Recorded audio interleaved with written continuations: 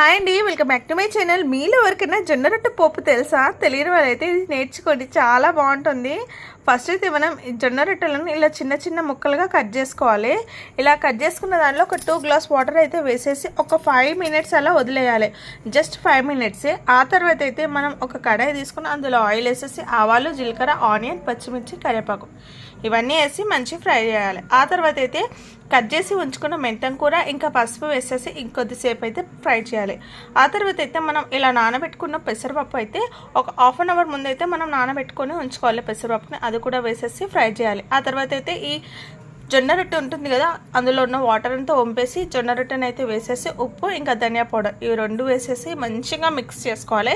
ఈ జొన్న రొట్టె బాగా వేడి అయ్యే వరకు అయితే మనం ఉంచుకోవాలి. ఇది మెత్తగా కూడా అవుతుంది. సో ఆ తర్వాత అయితే కొత్తిమీర వేసేసి వేడయ్యే వరకు ఉంచుకొని తినేయడమే. ఇది పెరుగుతోటి చాలా బాగుంటుంది, తప్పకుండా ట్రై చేయండి.